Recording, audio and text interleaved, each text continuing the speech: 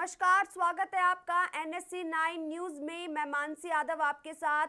बीकानेर जिले में स्थित महाजन फील्ड फायरिंग रेंज में भारत और इंग्लैंड के बीच एक बार फिर युद्धाभ्यास होगा। इस संयुक्त युद्धाभ्यास की शुरुआत 17 नवंबर से हो रही है, जिसमें दोनों देशों के जवान अपने अपने मॉडर्न हथियारों के साथ पहुंच रहे हैं। भारत यूके संयुक्त अभ्यास अजय वॉरियर का ये 8वां एडिशन है, जिसमें 17 नवंबर से अगले कुछ दिनों तक दोनों देशों के जवान अपनी अपनी तकनीक के साथ युद्ध का अभ्यास करेंगे। आतंकवाद सहित सीमा पर सुरक्षा से जुड़े मुद्दों पर दोनों देश अपने अपने अनुभव शेयर करेंगे।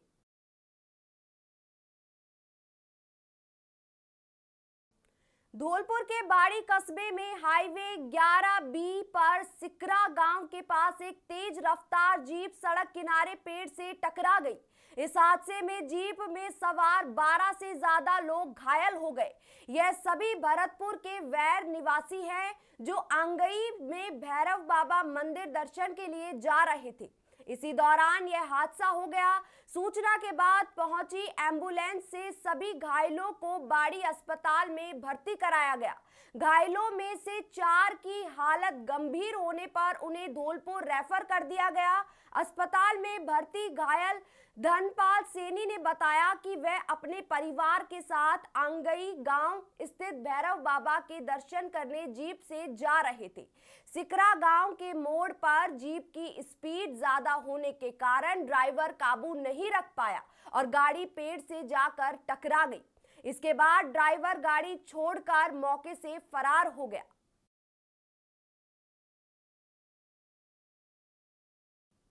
राजस्थान के बड़े बांधों में शामिल बीसलपुर डैम ने इस साल 6 रिकॉर्ड बनाए हैं। इस साल बांध से इतना पानी छोड़ा गया जिससे डैम 3 बार भर सकता था। इस सीजन में करीब 140 टीएमसी पानी की निकासी बनास नदी में की जा चुकी है, जबकि इससे पहले सबसे ज्यादा 134.238 टीएमसी पानी की निकासी 2016 में 1.5 महीने में की गई थी।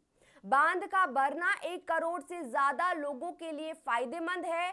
करीब 22 साल पहले बना ये डैम जयपुर, टोंक, अजमेर जैसे जिलों की लाइफलाइन है।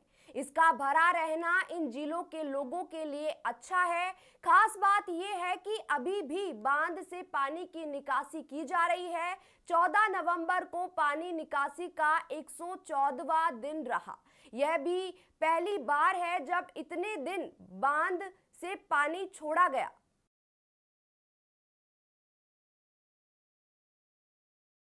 जयपुर इंटरनेशनल एयरपोर्ट पर एक बड़ा हादसा टल गया। 14 नवंबर की दोपहर 12:30 बजे एक नॉन शेड्यूल्ड फ्लाइट टैक्सिंग के दौरान गलत दिशा में चली गई। फ्लाइट को रनवे पर जाना था, जो अपने टैक्सी वे से गलती से दूसरे टैक्सी वे की तरफ मुड़ गई।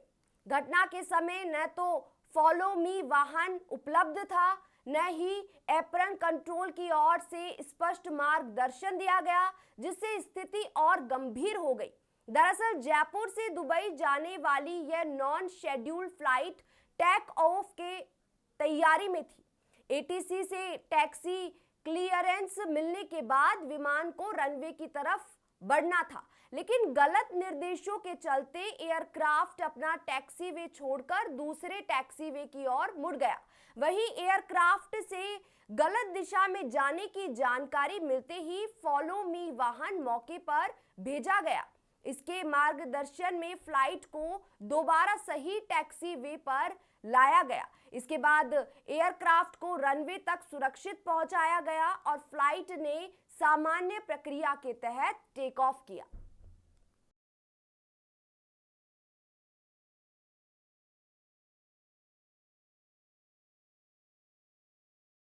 जयपुर में एक कार्यक्रम में आध्यात्मिक गुरु श्री रविशंकर ने दिल्ली ब्लास्ट घटना पर कहा, यह घटना बताती है कि सिर्फ पढ़ लिख लेना या उच्च शिक्षित होना समाज में शांति लाने की गारंटी नहीं है। कई पढ़े लिखे लोग, यहाँ तक कि डॉक्टरों जैसे प्रोफेशन से जुड़े लोग, जिन्हें लोगों की जान बचाने की जिम्मेदारी दी जाती है, अगर जानलेवा काम में शामिल हो जाएं तो यह साफ दिखाता है कि हमारी शिक्षा प्रणाली में कहीं ना कहीं गंभीर कमी है। श्री रविशंकर ने कहा कि दिल्ली ब्लास्ट घटना बेहद भयानक और खतरनाक दुर्घटना है, जिससे सभी को गहरा आघात पहुंचा है।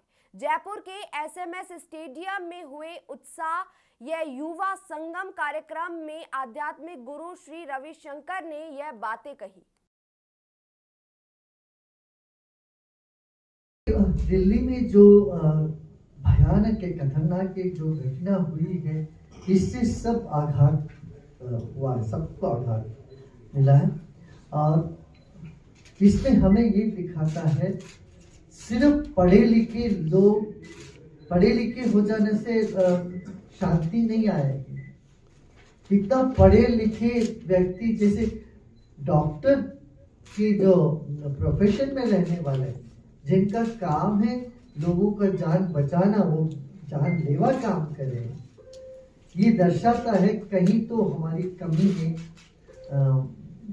शिक्षा प्रणाली में।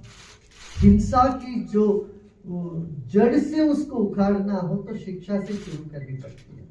नैतिक शिक्षा, आध्यात्मिक शिक्षा यदि मिल जाता है, हर शिक्षा की पद्धतियों के साथ जुड़ जाती है तो ऐसी हरकतें होना कम हो जाएंगी या बंद हो जाएंगी। पूर्व विधायक जोगिंदर सिंह अवाना के बेटे और भरतपुर की उज्जैन पंचायत समिति के पूर्व प्रधान हिमांशु अवाना पर सुप्रीम कोर्ट ने 8 लाख रुपए जुर्माना लगाया है। हिमांशु के खिलाफ पंचायत में अविश्वास प्रस्ताव पारित हुआ था। इसके खिलाफ हिमांशु अवाना सुप्रीम कोर्ट गए थे। सुनवाई के दौरान गलत तथ्य पेश करने पर कोर्ट ने हिमांशु पर 8 लाख जुर्माना लगाया है।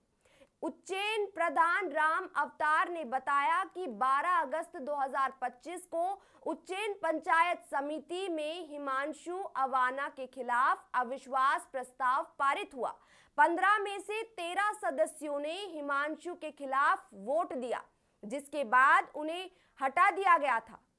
अविश्वास प्रस्ताव के 2 दिन बाद 14 अगस्त को उज्जैन प्रधान का पद रिक्त होने की घोषणा की गई। 16 अगस्त को राम अवतार को प्रधान चुन लिया गया।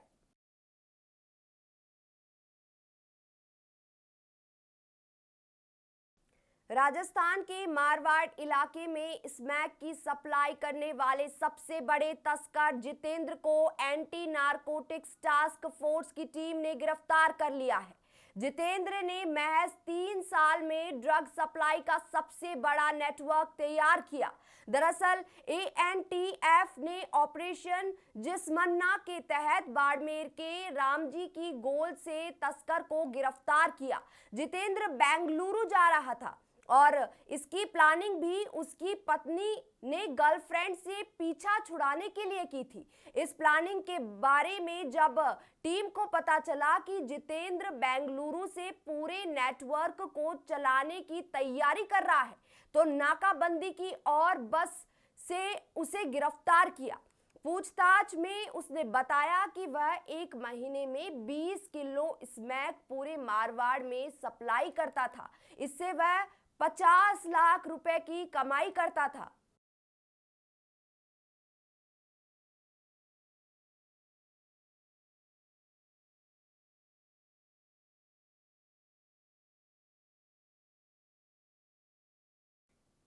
राष्ट्रीय स्वयंसेवक संघ आरएसएस के सर संचालक डॉक्टर मोहन राव भागवत जयपुर के धानक्या गांव पहुंचे।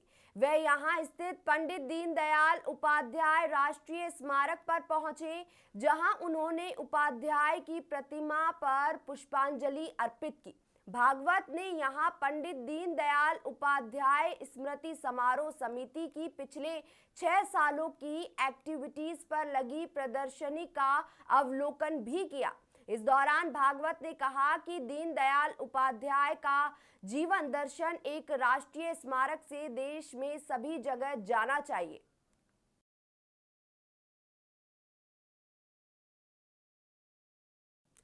धौलपुर जिले के एडीजे कोटबाड़ी के कंचनपुर थाना क्षेत्र के बटेश्वर कला गांव में 2017 में एक किसान पर हुए जानलेवा हमले के मामले में फैसला सुनाया है।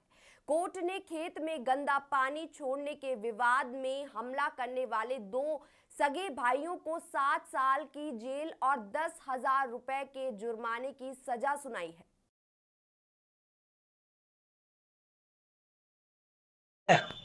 5/12/2017 का मैटर है बटेश्वर कला गांव का। तो महावीर ने एक रिपोर्ट दी थी कि मेरा भाई निरंजन खेतों में गया तो वहां उसने देखा मुलजिम रमेश सुरेश खेतों में नाली का गंदा पानी काट कर खेतों को भर रहे थे, जिससे फसल नुकसान हो गई उनकी। इस बात का उसने विरोध किया कि भाई हमारी फसलों को आप क्यों गंदे पानी से बर्बाद कर रहे हो। इसी बात पे नाराज होकर सुरेश और रमेश ने प्राण घातक हमला कर दिया, जिससे उसके गंभीर चोट आई और वो जयपुर गया।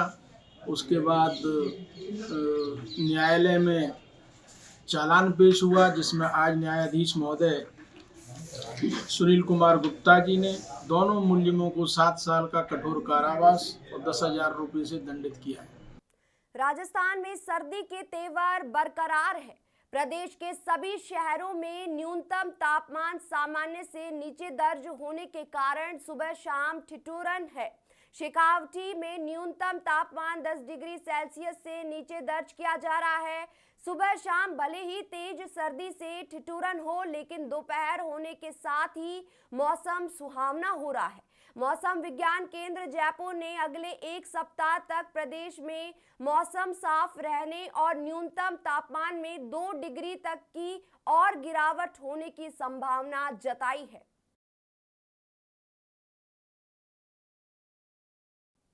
फिलहाल के लिए इतना ही। आगे की खबरों के लिए बने रहिए NSC 9 न्यूज के साथ। नमस्कार।